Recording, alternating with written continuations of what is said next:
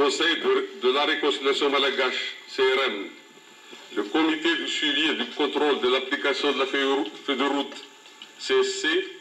et les forces de l'ordre malgache, primo, déclarent la nécessité de veiller scrupuleusement à la paix, à la sérénité et à l'ordre public dans toute l'étendue territoriale malgache, avant, durant et après les élections. Secondo, s'engage à prendre toutes les dispositions adéquates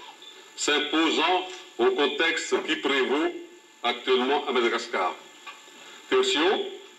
exhorte la communauté internationale de s'abstenir de toute action et ou décision qui pourrait compromettre l'apaisement, la réconciliation nationale malgache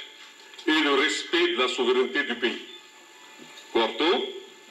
invite les membres de la CENIT, Commission électorale nationale indépendante de la transition, et les 3 candidats concernés à assister à la réunion de réflexion qui se tiendra le mercredi 22 mai à 15 h à l'hôtel Carlton, en vue d'une prise de résolution décisive au processus de sortie de crise entre les acteurs politiques malgaches. Fait en Antananarive